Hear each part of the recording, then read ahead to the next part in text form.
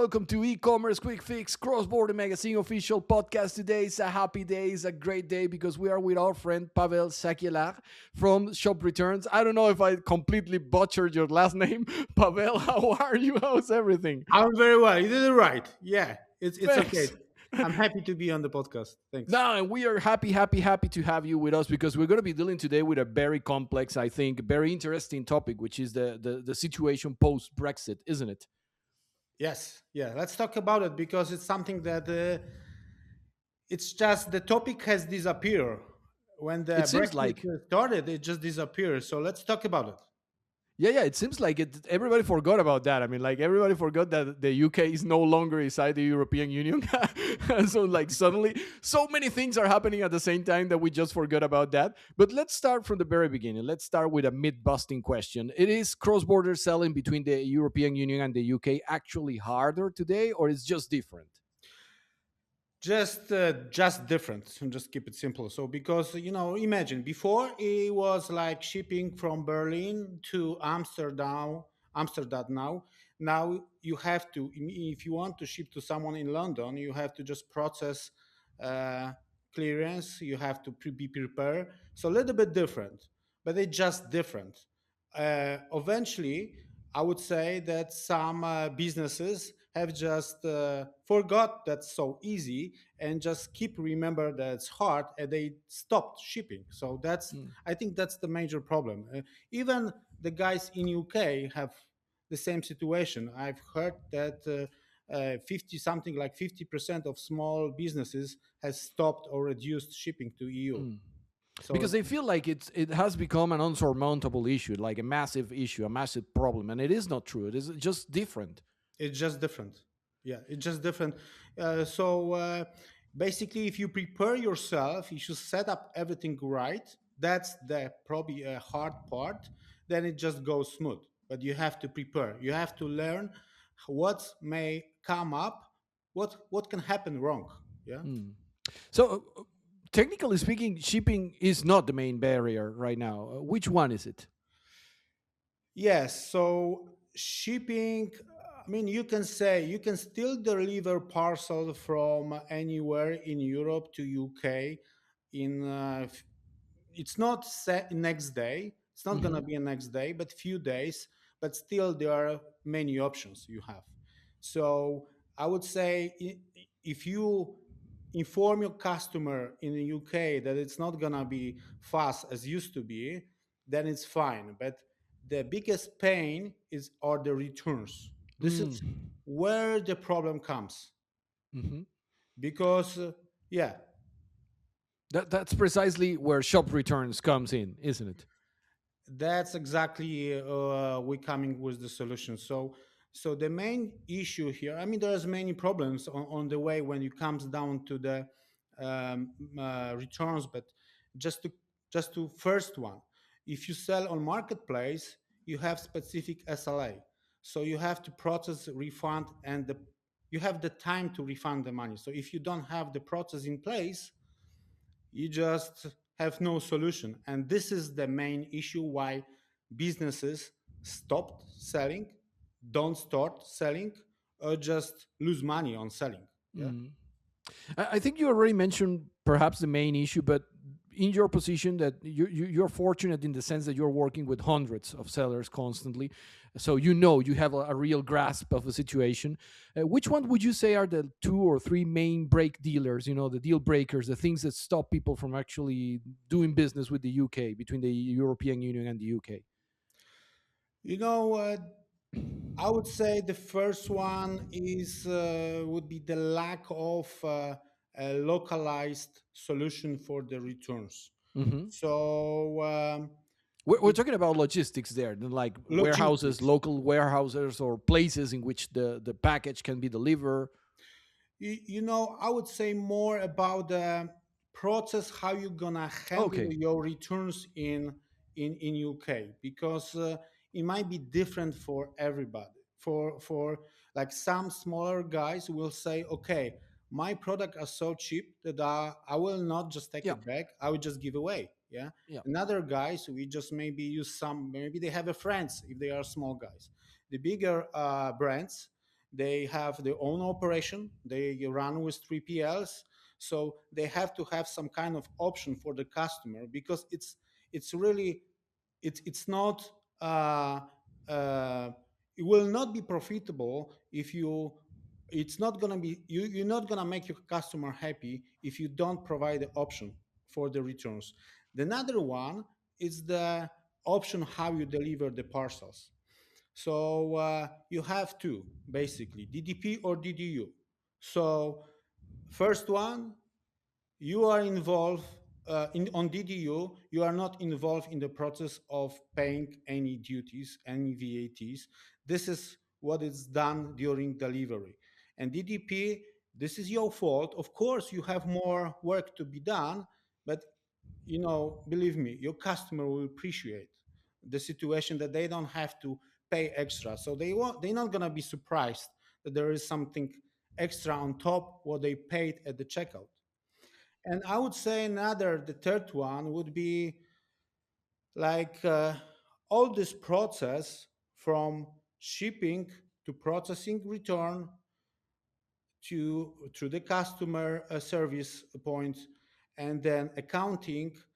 It's you have to lay out all process, because on sometime on the way you can lose the money on VAT. You can when you deliver or when you process this back, or how you create invoice. If you sell on marketplace, your own platform, how much it costs. So this structure is very complicated, and again, it can be done, but you have to just map all the way from the first from your warehouse to your customer in UK. You can map all your process and how the money flow, how the paperwork, where the paperwork go. So this is actually the 3 points I would specify working with the many clients, since we've been dealing with UK before Brexit and now. So it's just like we started. It's different, but it's still possible to kind of run your business and just win the market. You still is the third market in the world in terms of the e-commerce, just after US and China. Yeah, so it's 25% of the total sales in whole European Union if you take all countries in Europe. So it's a big, still a chunk of business there, that you can lots of customers looking for your product. You just have to So adapt to the it's situation. not advised at all to miss on the UK market just because you think logistics might be complex. It will be a bad play to do, isn't it? I would say this, that Brexit uh, made more room, so you have less competition. I mean, you just they guys just stopped shipping, so there is more place for you. It just so I think this is the of course it's the problem, but that's the opportunity for everybody, even for us. I feel like this is the opportunity for us. Mm. And shop returns, for example, what kind of solutions can provide directly? Let's try to be practical here. Show me a few examples. Okay. Okay, I just I really don't. I want to talk about the pain than our solution, but that's okay. Let's talk about what kind of pain we solve. So, Oh, we can start. We can start from the pain and then move into the solution. That will be the proper order, actually. okay, the pain are the returns. Okay, so where you lose the money on how you process the paperwork. So that's the problem. But let's start from the beginning.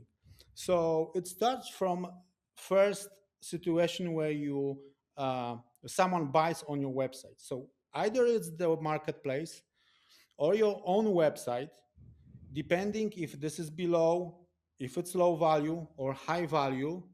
So we can process custom clearance. How We can. much is low value and how much? Which one is the threshold? Like between low and high. Oh, this. It's been that same threshold has been since Brexit, and stopped on 150 euro, on 135 pounds. So let's jump to this one. If we talk about this, we will come back to the pain. So 150. This is the sum of all your products Okay. with net value, excluding insurance, shipping, and any VAT or duties.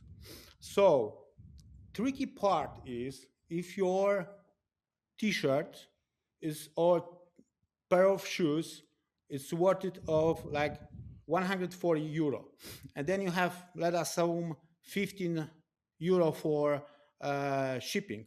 So the correct value is 140, it's not 155. Okay. Shipping So is not included in the threshold. shipping is not included. Yeah. And people doesn't generally know that. I mean, they think that that's normally included. I mean, I will assume that, I mean, as a customer. Yeah. But from the customs standpoint, the way how the marketplaces and you basically, if you sell on your own website, calculate this is a different process. So maybe let's jump to the process when someone is on, because just to summarize and tell you just a quick suggestion. If you are a small brand and you have low value items, or you just want to start and see if your product will be successful, the easiest way to sell is the marketplace and the items below 150. Why? It's just because if you're doing this, marketplace is deemed supplier, which means that they are responsible for VAT to pay to HMRC, which is a UK tax authority. So they take from your customer at the checkout VAT of 20%, transfer to HMRC, and you that's why you don't have to be registered to VAT in UK. This is the responsibility of marketplace. So you just basically pack the item and ship it. You just have to know what's your tariff code and be registered in your country in Europe to ERE, which is like an export number for Hmm. you being an exporter. So that this is it, and you can do, and this is application you can be done online. So in a matter of few days you are ready to ship. It's fairly simple if you are below the threshold. Below, the tricky part if you pass 150, because I'm really regret they didn't change that, didn't increase that threshold. There were some conversation about it, but let but let's hope that that will change soon. However, if you pass, then the normal process will come. So you have two options: DDP and DDU. This is in that situation, the marketplace doesn't is not involved in the VAT payment. This is you, and you have to decide whether you are doing by yourself, sending by DDP, or DDU, giving this to your carrier and getting the money from the buyer. So, and this is a tricky one because some businesses, when they involve in the, when they sell more and more, then some invoices are below 150, because remember, it's not the one product, it's the total of products. So if someone buys two pair of shoes or 140, it's already over to the one buyer on a single day. Yeah. So at that moment you are in charge of the VAT. So that's a tricky part. So how you handle your paperwork, which invoice, and how you define that additional charge that will be paid by your customer. I mean, so of course the easy part is DDU, because you don't care. Yeah, you basically, as a seller, you don't care much.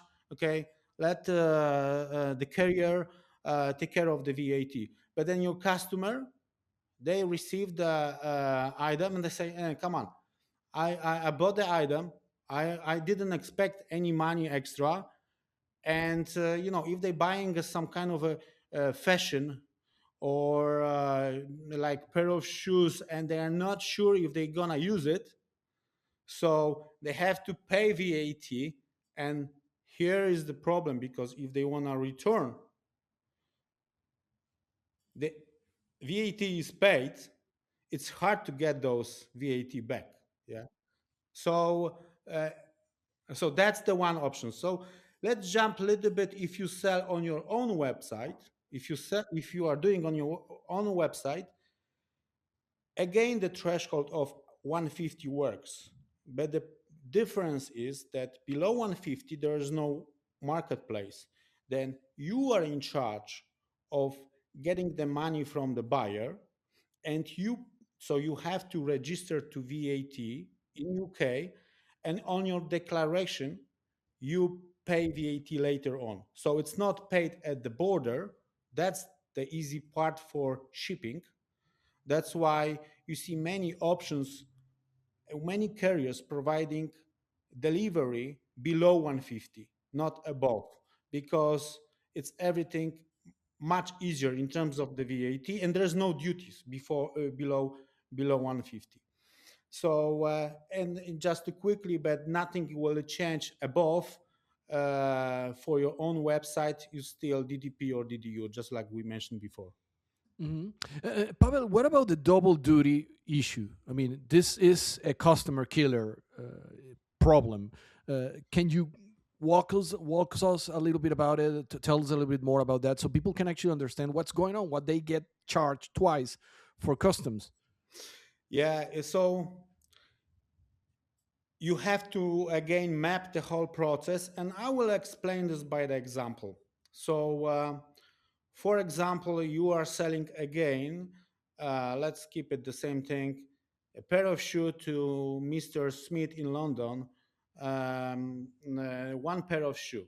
Okay, so standard process, uh, Amazon or any other marketplace will add 20% on top of 140. And the Mr. Smith is paying the VAT. You create invoice of net value and you get net value, which is 140. You pack the pair of shoes, ship it. The customer received the pair of shoe, VAT is paid, but you know what happens. So I don't like the shoe, yeah, whatever, wrong size, yeah. So I want to return the item. Which in some industries, like for example shoes or clothing, it's fairly common. I mean, that's going to happen. The returns are normal. It's yeah, yeah. So it's you have so that's why you have to plan for this type of situation. So he's calling your customer service and say, hey guys, my shoe is not incorrect, I want to send it back. So standard process, just the normal process, okay, here's my address in Amsterdam, go ahead and send it. So they go to Royal Mail in London. They are not experts in shipping parcels cross border. They don't have paperwork that this is the return. They will not say at the post office, hey guys, I'm returning, give me the correct paperwork, and you compare one to the other. Yeah, it's not gonna happen. So they use standard shipping. They pay Royal Mail to ship it to you for your to Amsterdam, and after 10 days you receive it, and we'll look at what happened. Now you have to pay VAT Again. again. Yeah. And the first time, this is no way that Amazon or eBay will refund the VAT, and you are paying. So you pay, you don't get the shoe. Yeah, so that's your choice. So this is where double duty comes, and this is like kind of no way to handle this if you do it that way, if that's your process. Yeah. So going to that's the pain, and going to the pain, that's the pain how we solve by having a local address in UK, which That will means be shop return solution. that would be Shopreturns. Yeah. So what we would do, if your Mr. Smith wants to return the pair of shoe, we would give you the address in UK. So we will receive it, open the box, check what's the quality, and tell you online. You know that everything is fine, and you can refund in 48 hours. We give the guarantee for the time. So and then the whole process starts. We keep everything in our warehouse and process all correctly duty back. I mean, correct clearance your items going back to you to Amsterdam, and then getting uh, correct paperwork. You don't have to pay when you receive. Yeah, and and going more into details, I suggest DDP. Mm, Okay. because Why? if you use DDP, then you are paying for VAT. Your Okay. customer is happy because he doesn't have to pay when they receive it. But since you are paying, so we can get those money back for you. So going back, how we handle. So if we deliver the parcel, we as a shop returns, we deliver. So we know which parcel left Amsterdam and when it was received by your customer in London, Mr. Smith. So we know we have a tracking of that process. So when the parcel goes back, we can compare one to another, having the local location in UK. So we can say, okay, this parcel is going back. You are not paying when you're receiving, and we can refund you the money you paid before. So if you don't do it with a solution like shop returns, you will get double taxed. You will get double bad, no? Isn't it? Most likely.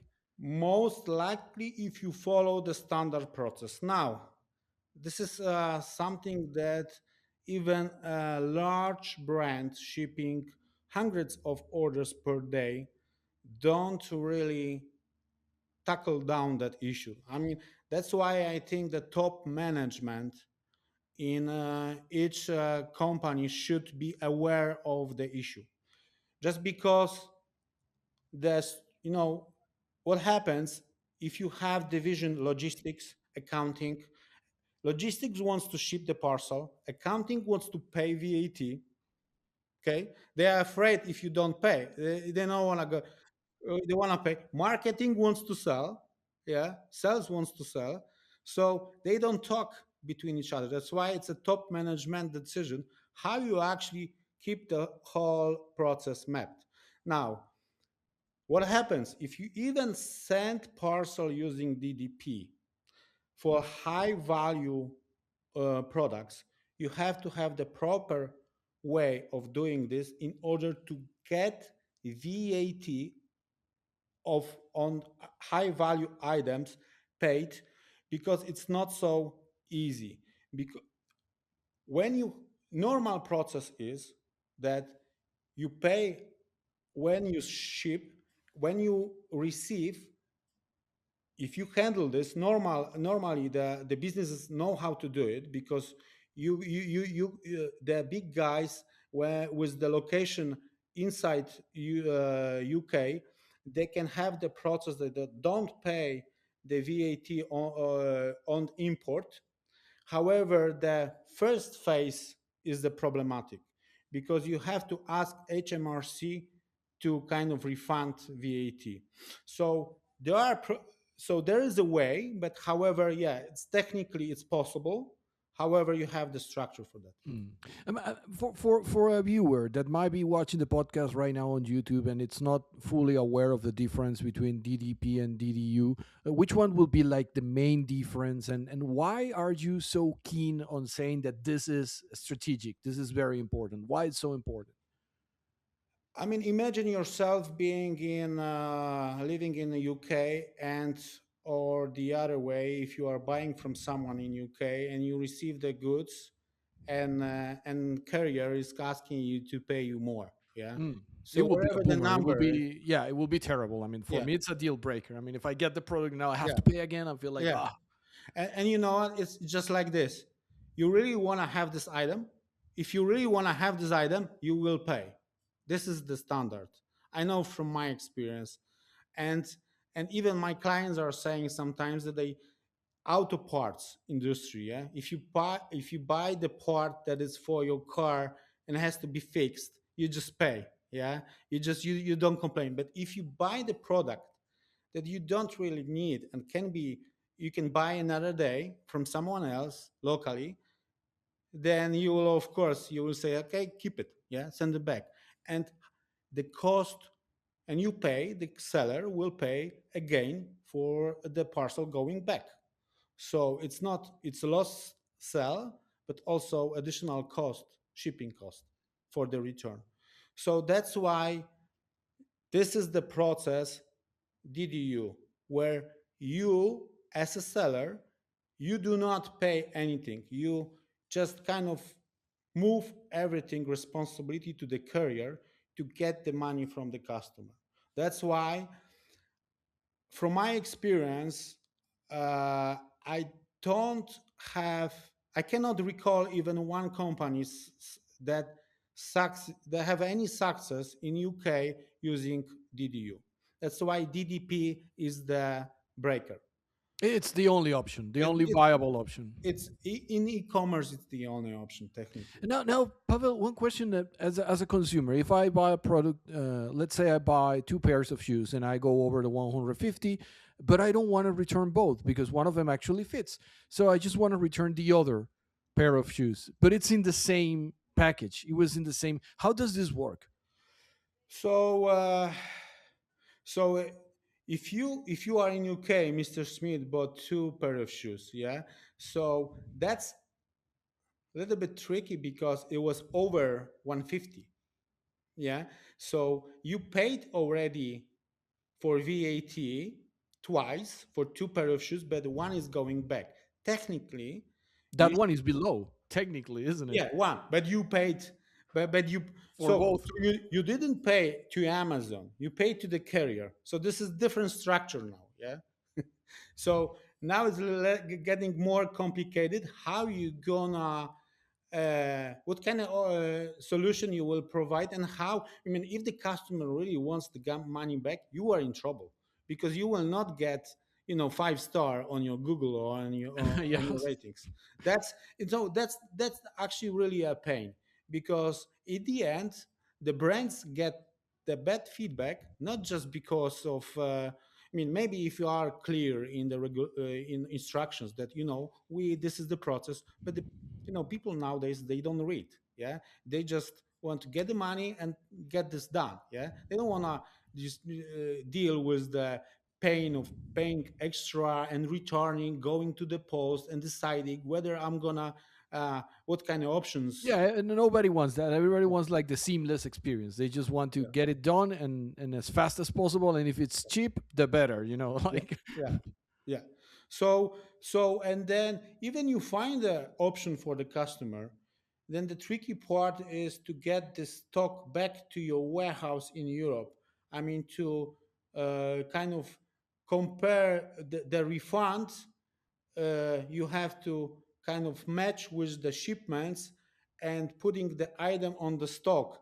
So this is all comes down to, again, to the correct mapping in the, especially if you are running, if you are offering DDP, the volume will come, and then eventually the problem is that sometime along the way, after a few months, you're looking at your cash flow, and something is wrong there, something is broken, and might be too late.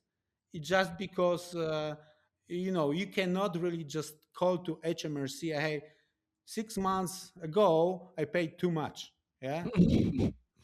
no, I mean, it sounds like an awful amount of hassle. Like an awful amount of job of work for any brand. Can I just call Pavel from Shopreturns and help make him fix it? Like please take care of it. I mean, we can for sure. I mean, we can for sure discuss what's the right way from our experience. Your How? solutions are bespoke. I mean, you Yeah, make tailor-made solutions for each brand, isn't it? yeah, yeah, yeah. So we have, since we have a location in UK, we have location in Netherlands and other locations in Europe. That then we can locally we can solve your problem. We can call. We are focused on logistics, so we don't do everything. Sometimes we work with the partners on VAT refunds.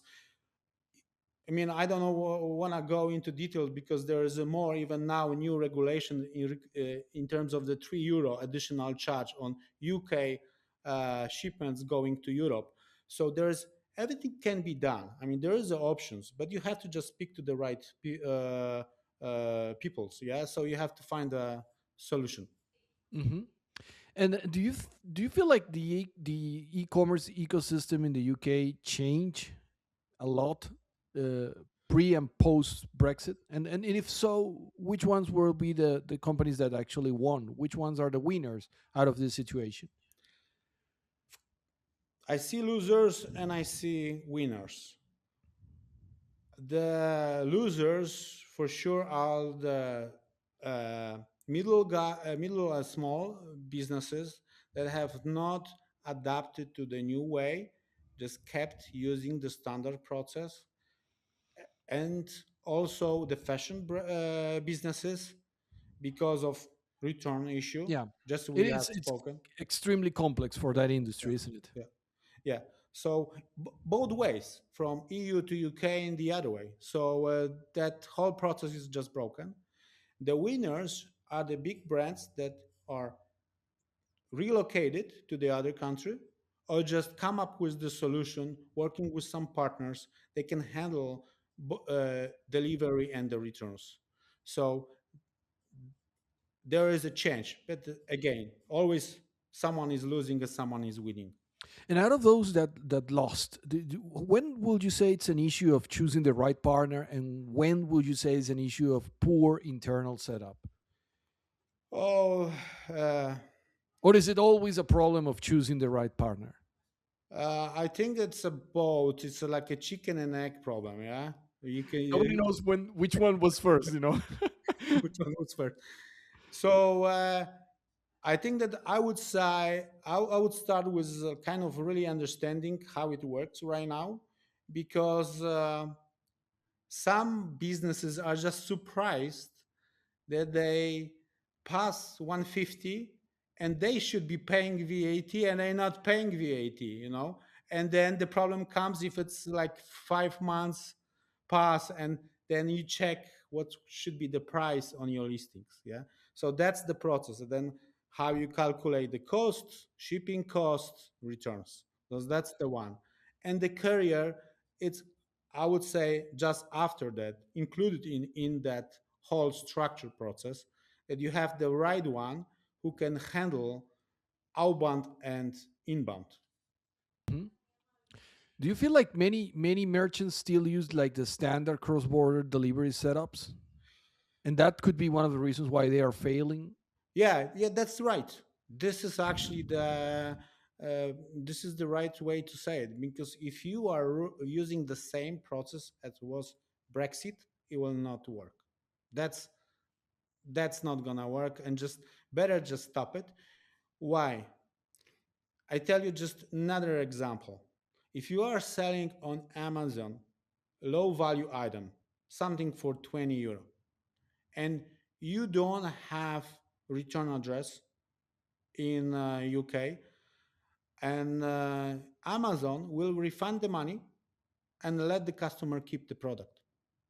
So why even start if you are already if you will start from the day from the first return. So, and if the customer, after they know that you don't have the return address, they will keep buying. You will learn them the process, they will get the product for free. Yeah. So it just basically you need to understand that this is a different situation now. It's different, it can be done, but you have to just change the process or just stop, just forget about the UK. It's not your market if you keep the same standard process.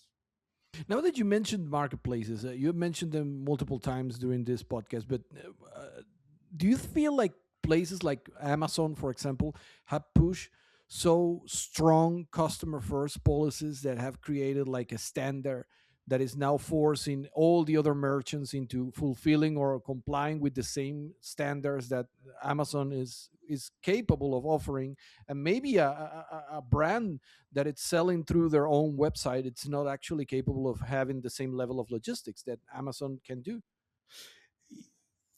Yeah, it's changing a lot, because on the flip side you can see that Zalando closed few warehouses in Germany, yeah, and they changed their return policy.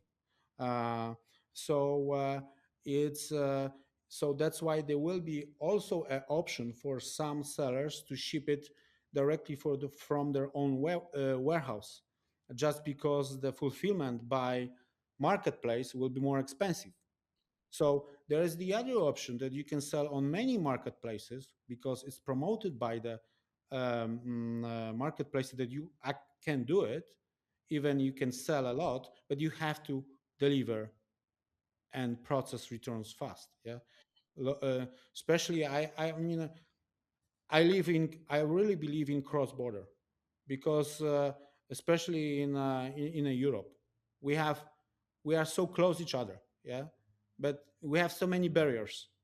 Still, there are less than 10 years ago when I started the company. Yeah, but still a lots of barriers. But the piece of the pie is bigger, so it's growing. That's why it's just something that in terms of the cross border, it will there is a huge opportunity selling on marketplace, but you have to really improve every time your process, yeah, and calculate your costs, or every euro, every cent, because as you grow, you may, and you calculate, you're gonna be successful. That's for sure. So we can't say that there is like a definitive solution for people willing or interested in selling in the UK between choosing a marketplace option or their own website. There is no perfect solution there. I mean, it will depend a lot of an industry, the kind of logistics that you have.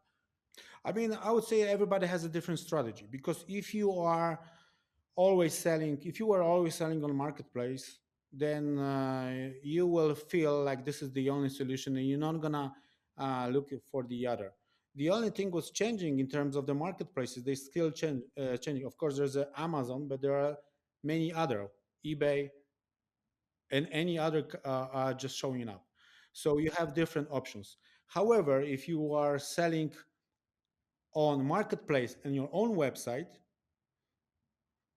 it's a different strategy, but you this is more complicated in terms of the threshold of 150. So it's on the one side, I would say you start low value on marketplace, check the market, because you can start very quickly. You will understand your clients, you will understand the product. Especially, you will learn, if you haven't been sending before to the third country, you will learn what's the tariff code, what's the country of origin of your product. So start simple, learn, and then and then yeah, then you will learn what is the process for over 150, and maybe the next step is your own website. Pavel, could you share with us a success story? We know that maybe out of copyright issues and many other things, we can't mention names. Okay, it's okay. But could you share with us like a short success story of shop return client, a shop return partner that you have helped to sell in the UK or from the UK into the European Union? There are of course few of them, and it's over the years. A few hundred of them.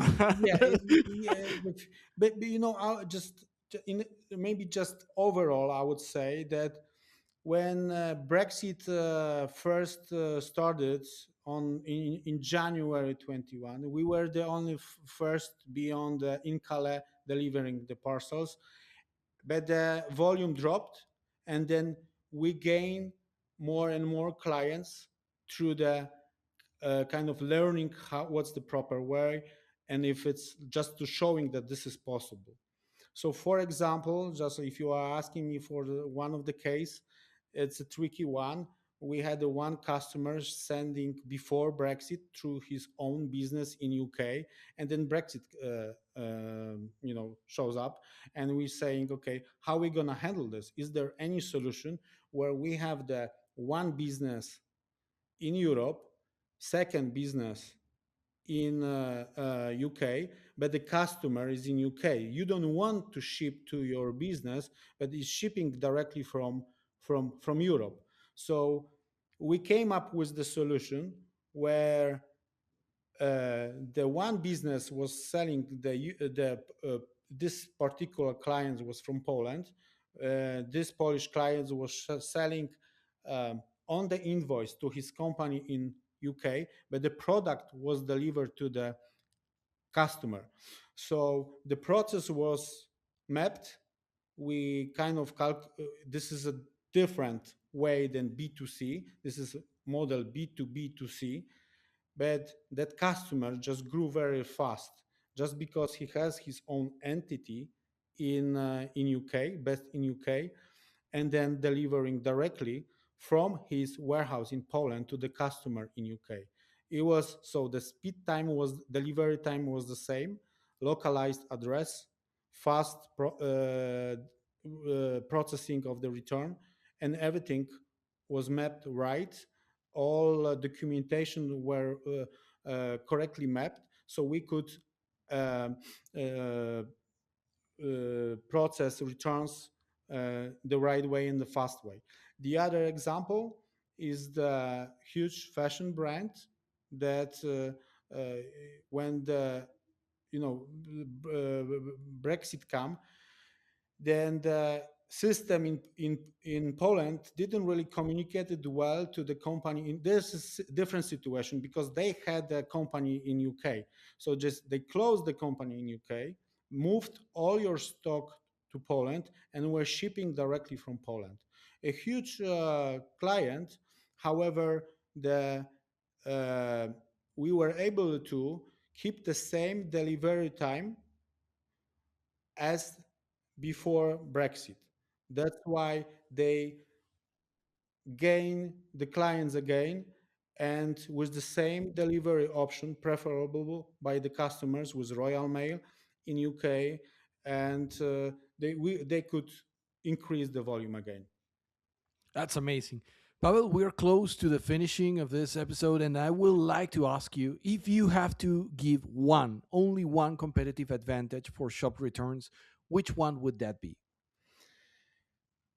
48 hours to receive and process, check returns locally in UK.